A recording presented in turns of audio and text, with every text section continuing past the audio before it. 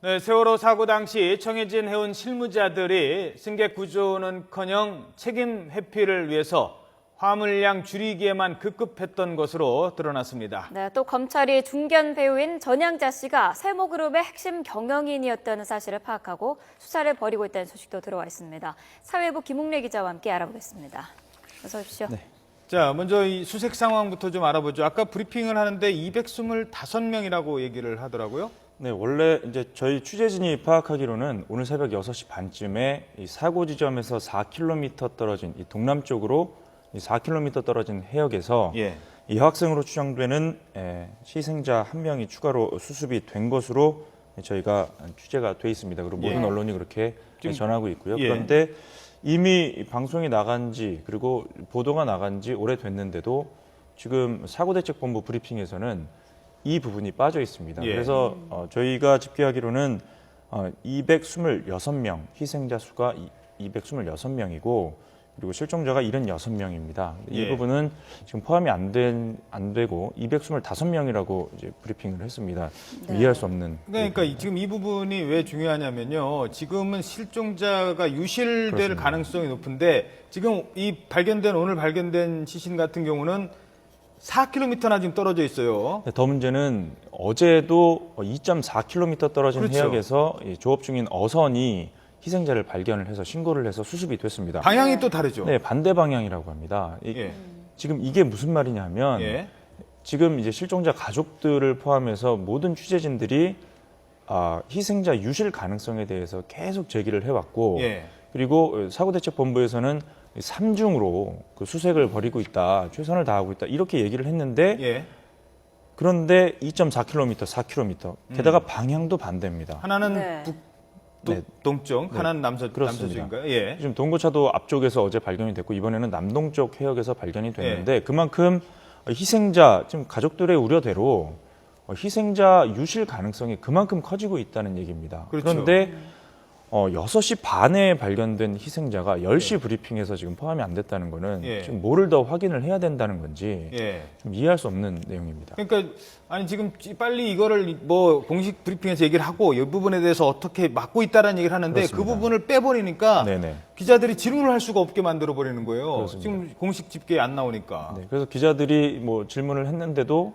추가로 뭐 더 파악을 하겠다라고 하는데 이미 뭐 시간이 그렇게 흐른 상황에서 추가로 파악하겠다는 설명은 좀 설득력이 없어 보이고요. 그리고 무엇보다 중요한 건 지금 뭐 브리핑에서도 나왔지만 그 주변 해안가에서 운동화나 점퍼 이런 뭐 매트리스 등이 발견된다는 거 아닙니까? 지금 삼중망으로 해서 지금 그 유실 방지 대책이 지금 이루어지고 있습니다. 그 뭐 어선 그리고 그 각종 어구들을 동원을 해서 지금 삼중으로 유실 방지를 위해서 지금 애를 쓰고 있는 건 알겠는데 실질적으로는 지금 그 유실망을 벗어나서 해안가에서 발견이 되고 있는 실정이거든요. 그것도 4km나 둥둥 떠내려왔다는 건. 게다가 지금 뭐 다들 잘 아시겠지만 이 사고 해역 자체가 맹골수로라고 해서 유속이 굉장히 빠른 지역입니다. 자칫 잘못하면 순식간에 떠내려갈 수 있는 곳이기 때문에 좀 추가적인 어떤 방법이 고안이 돼야 될 것 같습니다.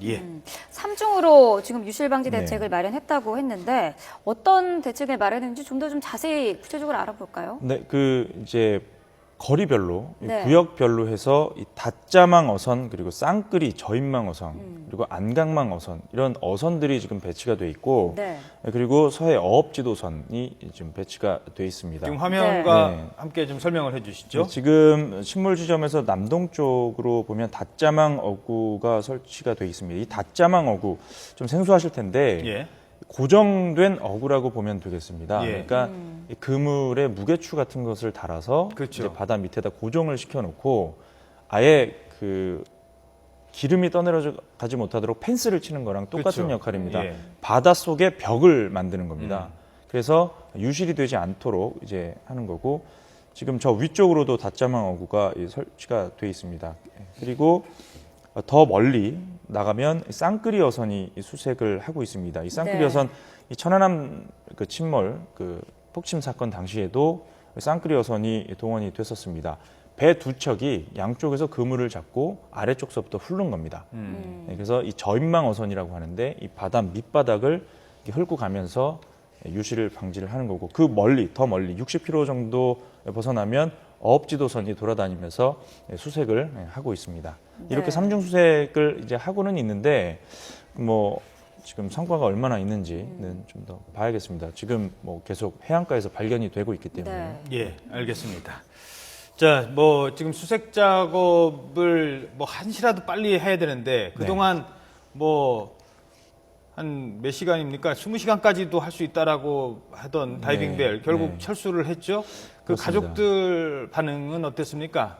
뭐 저희가 사실 현지에서 취재하는 취재진들이 최근에 가족들과 접촉하기가 상당히 어려웠습니다. 예. 이제 각종 언론 보도 때문에 이제 가족들이 워낙에 힘들어하셨기 때문에 그 취재진들의 접촉을 끊었었는데, 이 다이빙벨이 갑자기 자진 철수를 하겠다라는 소식이 전해지면서 실종자 가족들이 자진해서 취재진 쪽에 접촉을 해왔습니다. 예. 네. 도대체 어떻게 된 건지 알아달라. 예. 그리고 혹시라도 그 다이빙벨을 가져온 이종인 그 알파 잠수기술공사 그 대표가 혹시라도 별다른 설명 없이 빠져나가지 못하도록 기자들이 좀 물어봐 달라, 자꾸 예. 물어봐 달라 이렇게 요구를 했습니다. 그러니까 기대감이 컸습니다. 당연히 그렇죠. 가족들 입장에서는 예. 기대를 할 수밖에 없습니다. 예. 무슨 방법을 동원해서라도 내 아들, 딸들을 찾아야 되기 때문에 기대할 수밖에 없죠.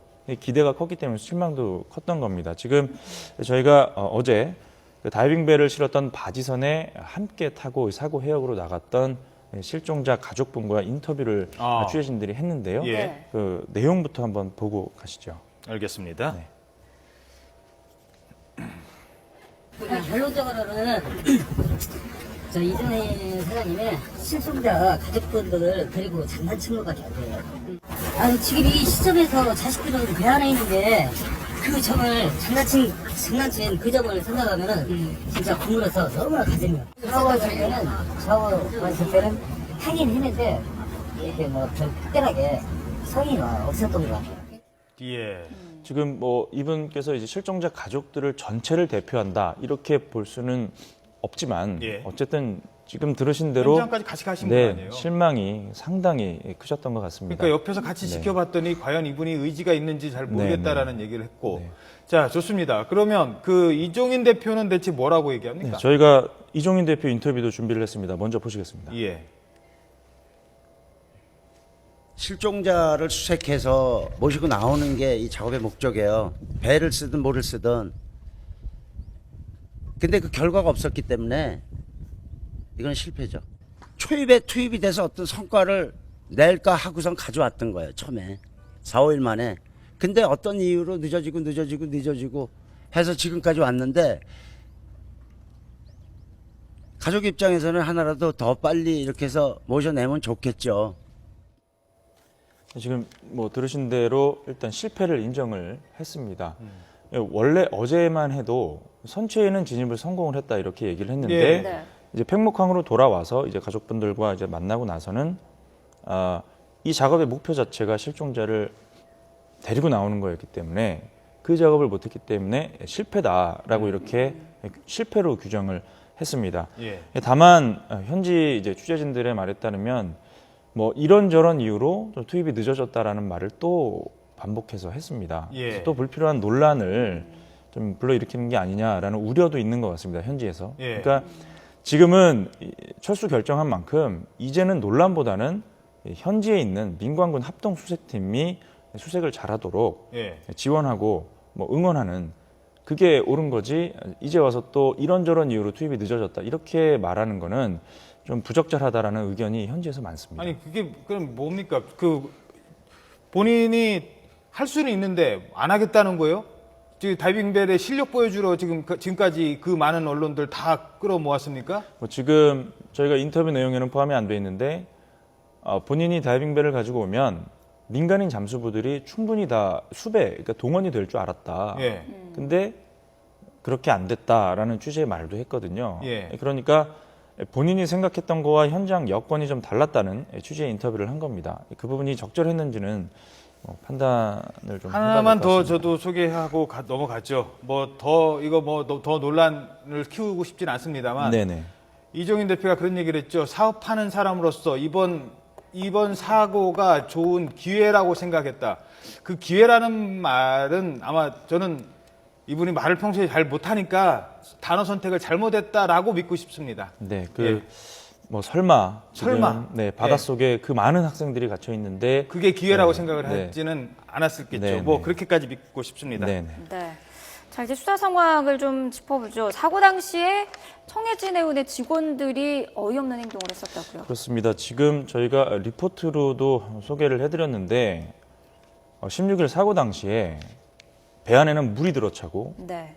학생들은 안내 방송을 듣고 구명조끼를 입고 객실에서 말 잘 들으면서 그렇죠. 머무르고 있었습니다. 하라는 대로 했을 뿐이죠. 네, 그런데 그때 이 선원들은 적재량 속이느냐고 급급했습니다. 일단 이 세월호가 인천을 출항해서 제주도로 갔지 않습니까? 네. 제주도에서 이제 화물 영업을 담당하는 직원이 실무자입니다. 이 직원이 사고 소식을 접하자마자 인천에 있는 청해진 해운 본사에 전화를 합니다.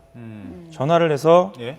그때가 이제 오전 9시 38분쯤입니다. 그러니까 구조 해경이 막 도착하고 이럴 때입니다. 그렇죠. 제일 급박할 때요. 네, 제주도에서 인천으로 전화를 합니다.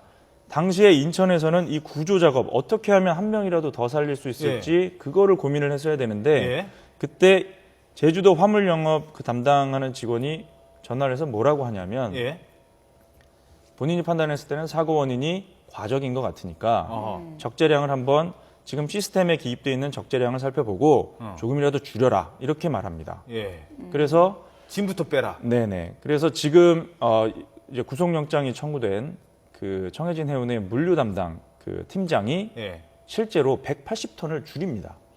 어떻게 줄였어요? 그 시스템에서 뭐 간단합니다. 그냥 키보드 조작을 한 거군요. 쉽게 조작을 한 말해서 겁니다. 실제로 뭐 짐을 내는 그렇습니다. 것도 아니고. 예. 뭐 지금 적재량이 원래 적정량이 정확히 말씀드리면 987톤입니다. 근데 실제 적재량은 3,608톤. 그러니까 3배 정도 많거든요. 네. 뭐 여기서 180톤을 줄여봐야 뭐 얼마나 그렇게 책임을 뭐 회피할 수 있는지 모르겠지만 어쨌든 180톤을 실제로 줄입니다. 하. 네. 지금 이 과적이 보건성을 깨트리는데 아주 결정적인 역할을 했거든요. 책임을 피하기 위해서 그런 행동을 한 겁니다. 그 여객선이잖아요. 그렇습니다. 여객선인데 화물에 더 신경을 써요? 아, 그거 다 따지기 전에 지금 사람이 지금 정말 표현을 더 못하겠습니다. 네네. 지금 이런 상황인데 화물 양 조정하고 있었다고요? 그 사이에? 지금 사실 수사 상황이 그 수사 속보가 속속 전해지면서 뭐 화나는 걸 넘어서 분노까지 예. 치밀러 오르게 하는 온 국민이 지금 분노의 감정을 느끼고 있지 않습니까? 지금 네. 이 부분 역시 상식적으로 납득할 수가 없는 행동이죠. 예. 뭐 다른 여러 가지도 있습니다만 네. 그 안내 방송이 가장 지금 안타까운 부분인데 이게 사실 할 수가 있었던 상황이었다고요. 그렇습니다. 참 16일 사고 당시 9시 23분에 진도 VTS 센터와 이 조타실과의 교신 내용을 보면 진도 VTS가 이렇게 얘기를 합니다. 경비정이 15분 뒤에 도착을 한다. 그러니까 승객들 구명조끼를 빨리 입혀라 라고 얘기를 합니다. 예. 그때 이 선원이 1등 항해사, 지금 구속된 강모 씨입니다. 이 항해사가 진도 VTS 쪽에 지금은 방송도 불가능한 상태다 이렇게 얘기를 합니다. 그런데 조사를 해보니까 방송이 가능했습니다. 지금 세월호에서 선내 방송을 할 수 있는 장소가 두 군데라고 합니다. 지금 마지막까지 안내 방송을 하고 승객들 대피를 시켰던 그 강혜성 씨, 그 강혜성 씨가 안내 방송을 했던 안내실이 있고요. 예. 그다음에 조타실이 있다고 합니다. 뭐 복잡한 것도 아닙니다. 조타실에서 전화기를 들고 0번만 누르면 바로 선내로 연결이 된다고 합니다. 아주 간단합니다. 아주 간단한 네, 거를. 근데 그걸 안 한 겁니다. 그리고 그 당시에 무슨 이유인지는 모르겠지만 이 부분은 지금 검찰에서 중점적으로 수사하고 있는 부분입니다. 무슨 이유인지 모르겠지만 그 간단한 방법을 쓰지 않고 지금은 선내 방송이 안 된다 이렇게 거짓말까지 거짓말을 했습니다. 했습니다. 예. 네, 그것도 그러니까 안 한 것도 뭐 문제지만 진도 VTS에서 방송하라고 그랬는데 방송이 그렇습니다. 안 된다고 거짓말을 한 거예요. 그러고는 반복해서 해경 구조선이 언제 오냐고 예. 이 부분만 계속 반복해서 물어봅니다. 알겠습니다. 자, 처음부터 끝까지 이 세월호에는 문제가 많았던 것 같습니다. 지금까지 사회부 김웅래 기자와 함께 살펴봤습니다. 수고하셨습니다.